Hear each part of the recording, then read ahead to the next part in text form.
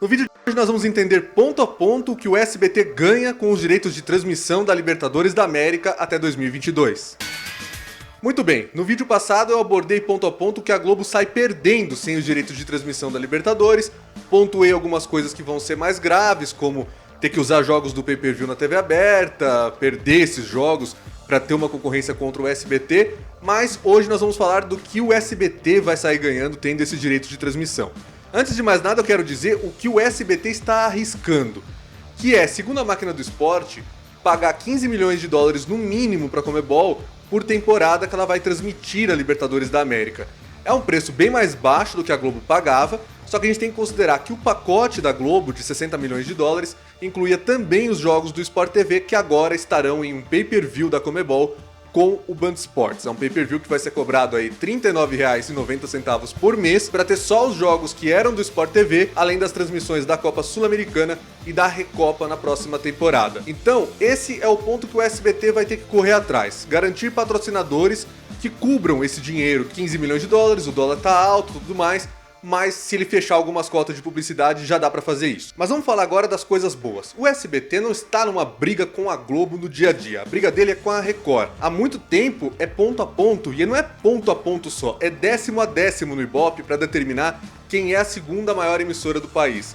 E o SBT, nesse sentido, dá um passo enorme comprando a Libertadores da América. E com a Libertadores ele vai conseguir grandes audiências que, mesmo não batendo a Globo algumas vezes, já serão suficientes para vitórias históricas sobre a Record. Nesse momento que a gente está vivendo agora com a Libertadores voltando, talvez seja um pouco mais difícil porque a Record está com um dos seus principais produtos no ar, que é o reality show A Fazenda. Então é um programa que atrai muita audiência, que consegue fazer bons números. Só que a gente tem que pensar que o SBT comprou um campeonato até 2022 e não tem Fazenda rolando o tempo inteiro até lá. A Libertadores da América, em condições normais, ela rola desde janeiro até novembro, quase dezembro, quase um ano inteiro de futebol. E algumas vitórias do SBT serão muito grandes sobre a Record. Vamos considerar, por exemplo, um jogo que o SBT nem consiga ganhar da Globo no horário. Vamos supor que a Globo transmita um jogo do Corinthians e faça seus 22 pontos e o SBT consiga 14. A gente vai dizer que o SBT foi um fracasso de audiência com a Libertadores? Não, porque muitas vezes a Record nesse horário vai estar com 6, 7, 8 pontos. É uma vitória magistral do SBT na briga com quem ele de fato está disputando posição, que é a Record. O SBT não tem hoje uma relação conflitante com a Globo, como já foi no passado, de brigas, até no Paulistão 2003, guerra de liminares. A relação entre as duas emissoras é boa. A gente já viu o Globoplay anunciando no SBT a série da Hebe. A gente viu a Globo citando Silvio Santos, Gugu e Hebe agora nos especiais dos 70 anos da TV. Então não existe aquele clima de animosidade que já existiu no passado. Hoje é muito mais entre Globo e Record, e essa disputa por audiência é entre SBT e Record. Então nesse sentido, a disputa vai ficar muito mais forte para o SBT, que há muito tempo tem conseguido se segurar na vice-liderança por muito pouco. Eu vi uma notícia inclusive do Flávio Rico quando ele ainda estava no UOL em março de 2020, que dava o SBT mais uma vez na vice-liderança, se segurando mais uma vez no segundo lugar, mas a diferença era de 0,2, era decimal. Então essa briga que é muito forte vai ter um novo componente no cardápio. O SBT não tem mais um reality show forte como já foi a Casa dos Artistas. O SBT precisava de um produto que tivesse grandes picos de audiência. A Globo não vai ser tão prejudicada assim na média do dia, na média do mês, porque a Globo tem novela, a Globo tem o Jornal Nacional, a Globo tem os seus filmes. Durante uma boa parte do ano a Globo tem o Big Brother Brasil. Então não vai ser uma coisa assim que vai acabar com a audiência da Globo. Pode reduzir as médias do futebol, como eu já mostrei no vídeo passado. A questão é que o SBT roubando esses pontinhos da Globo nas noites de quarta-feira vai fazer uma baita diferença na principal batalha dele, que é ser, como ele mesmo dizia nos anos 80 e nos anos 90, o líder absoluto da vice-liderança. O SBT nunca teve problema com isso, nunca ficou fazendo propaganda de a caminho da liderança como fazia a Record, então ele sempre se contentou muito bem com o papel de segundo lugar e é isso que ele vai agora tentar consolidar de uma maneira mais forte. Mas esse ponto da audiência é apenas um dos positivos que o SBT vai ter transmitindo a Libertadores. O outro é a volta da relevância esportiva à emissora, que foi tão importante nos anos 90. O SBT transmitiu Copas do Mundo, inclusive em 86, quando a Record ainda era parte dela de Silvio Santos, fizeram um pool para transmitir. Mas já com as próprias pernas, o SBT transmitiu a Copa do Mundo de 90, transmitiu a Copa de 94, no Tetra era o Luiz Alfredo que estava narrando no SBT, 98 também, mostrou Olimpíada, Barcelona, Atlanta. O SBT foi o grande responsável por transformar a Copa do Brasil em um produto de verdade, um produto de mídia, porque ela dava vaga na Libertadores desde 89, desde a sua criação, mas ela só foi valer alguma coisa mesmo para os clubes, ter um incentivo para eles jogarem, Quando o SBT chegou, transmitiu com exclusividade, bateu recorde de audiência mostrando o Corinthians campeão contra o Grêmio em 95, fez com exclusividade ainda 96, 97, e aí a Globo teve que se coçar e transmitir a Copa do Brasil a partir de 98, ainda dividindo com o SBT. O SBT foi o responsável também por voltar com o torneio Rio-São Paulo em 97, o torneio Rio-São Paulo que era um clássico dos anos 50, 60, e que em 93 teve uma edição solta, mas 97 o SBT botou pra funcionar e o resultado foi que a competição engatou, pelo menos ali em 98, 99, 2000, aí já sem o SBT, 2001, e em 2002 virou até uma liga que teve 16 participantes. Tudo isso é mérito do que o SBT fez na ocasião. O SBT também foi responsável por criar torneios amistosos para preencher a sua grade de programação. Então, quando eu falo que o SBT tem um know-how, tem uma história com o futebol, é porque realmente tem. Infelizmente, passou mais de 15 anos no eixo Rio-São Paulo, fora das transmissões.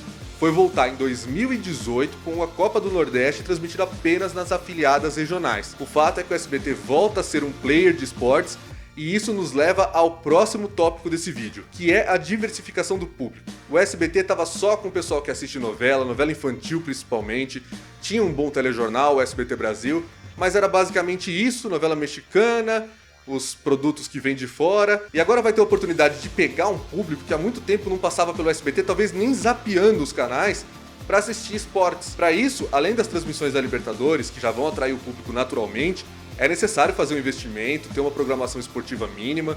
No começo, o SBT vai mostrar um programa da Conmebol, que é o melhor da Libertadores, mas com o tempo vai precisar ter um noticiário, um programa de debates, qualquer coisa assim, para manter esse público ali. Que você tem que ativar no dia a dia para lembrar, para criar cultura esportiva.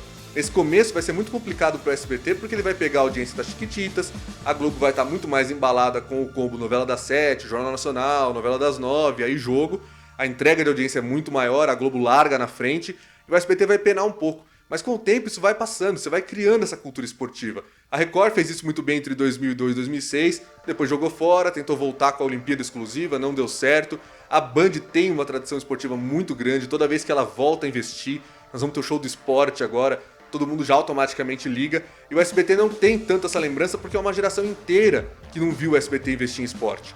De 98, quando eles passaram pela última vez a Copa Mercosul, pra cá, foi só uma experiência com 2003 ali bastante confuso, Campeonato Paulista com guerra de liminares contra a Globo, Campeonato Sul-Americano Sub-20, Torneio do Catar, Copa Ouro no meio do ano, então a situação não é tão fácil. Então você vai pegar um público que tem 22 anos de idade, que já é um consumidor, que já trabalha, já tem o seu próprio dinheiro, mas não tem idade para lembrar do Campeonato Paulista de 2003, não tem a cultura de passar no SBT para assistir uma partida de futebol. E isso vai ser muito importante para os anunciantes, para o SBT, para o departamento comercial. E um outro ponto é que vai voltar a ganhar as manchetes dos sites especializados e dos jornais, ganhando da Globo algumas vezes. Se de cara não vai dar para ganhar na média, você pode esperar que em várias partidas o SBT vai liderar por alguns minutos. Isso já é suficiente para gerar uma notícia, para gerar uma manchete, e o SBT vai poder fazer muito barulho em torno disso. No Campeonato Carioca, que o SBT mostrou com exclusividade em TV aberta a final, Flamengo e Fluminense, o SBT empatou 26-26 com a Globo. É uma audiência menor do que quando tem um Fla-Flu na emissora carioca, só que o resultado é espetacular pro que o SBT dá no dia a dia. E outra coisa, a Rede TV, que é muito menor que o SBT, conseguiu liderar por alguns minutos quando mostrou o Corinthians com exclusividade na Copa Sul-Americana de 2019 contra o Racing, contra a Globo, que mostrava um jogo de futebol do Palmeiras no Campeonato Paulista. Como eu falei, é muito difícil ganhar da média, porque a média é do começo ao fim do jogo. Você larga atrás, não tem jeito. Você tem ali muitas vezes 30 pontos de audiência do Jornal Nacional, um pouco mais da novela, e é esse público que entrega pro jogo. Muita gente que não é ligada ou que não é tão fanática pro futebol nem sequer vai se tocar de trocar o canal. Só que aí nós temos um ponto que é, se a partida do Corinthians contra o Bahia nessa quarta-feira, por exemplo, tiver mal, tiver ruim, tiver um jogo feio, e vier aquela famosa zapeada, aqui em São Paulo, por exemplo, o SBT é um canal pra trás só. A Record é um pra frente. Então ele vai dar uma olhada na Fazenda ou ele vai dar uma olhada no que tem no SBT?